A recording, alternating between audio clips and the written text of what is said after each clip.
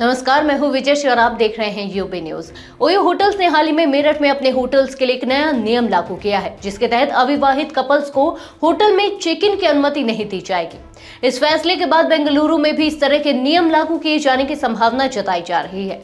बजरंग दल ने इस संबंध में बेंगलुरु के अधिकारियों से अपील की है कि वहां भी मेरठ जैसे नियम लागू किए जाए।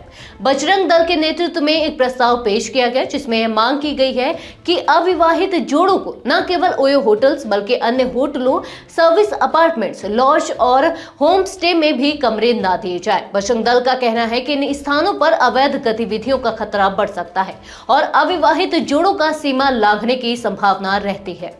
बजरंग दल के जिला संयोजक तेजस गौड़ा ने मीडिया से बात करते हुए आरोप लगाया कि बेंगलुरु के कुछ इलाकों में अविवाहित लड़के लड़कियां पीजी में एक साथ रहते हैं, जो पश्चिमी संस्कृति का हिस्सा है। उन्होंने कहा कि ऐसा व्यवहार देश की परंपराओं के खिलाफ है। उनका यह भी कहना था कि बेंगलुरु में पुलिस और बीबीएमपी अधिकारी इस पर ध्यान नहीं दे रहे हैं और उनकी अनदेखी हो रही है। मेरठ में ओयो ने यह नियम लागू करते हुए कहा कि अब अविवाहित जोड़ों को चेक इन के लिए अपने रिश्ते का प्रमाण पत्र दिखाना होगा।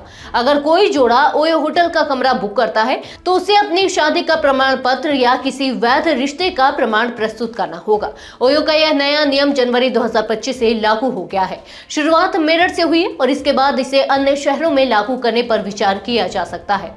यह नया नियम ऑनलाइन बुकिंग करने वालों पर भी लागू होगा। ओयो होटल्स ने अपने गाइडलाइंस में स्पष्ट किया है कि अब से सभी जोड़ों को चेकिंग के दौरान अपने रिश्ते का वैध प्रमाण देना होगा। यह बदलाव ओयो के होटल से जुड़े प्रबंधन को आदेश दिए गए हैं।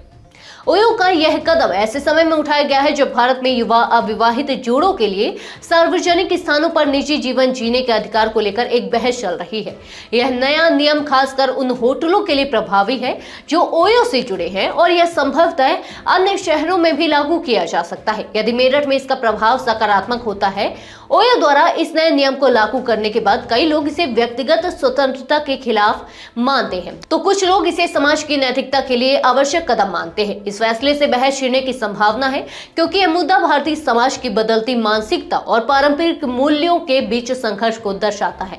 हालांकि ओयो ने यह कदम अपने होटल्स में अवैध गतिविधियों को रोकने और समाज के लिए एक सुरक्षित वातावरण सुनिश्चित करने के लिए उठाया है, लेकिन यह देखना होगा कि अन्य शहरों में इसके प्रभाव और स्वीकृति का क्या परिणाम होता है। तो यह थी आज की खास रिपोर्ट। आपको ये कैसी लगी, अपने विचार हमसे साझा करें। इस वीडियो को लाइक और शेयर करें, साथ ही चैनल को सब्सक्राइब करें। यूबी न्यूज आपके लिए लाता रहेगा देश विदेश से जुड़ी ऐसी ही तमाम खबरें। तब तक के लिए धन्यवाद।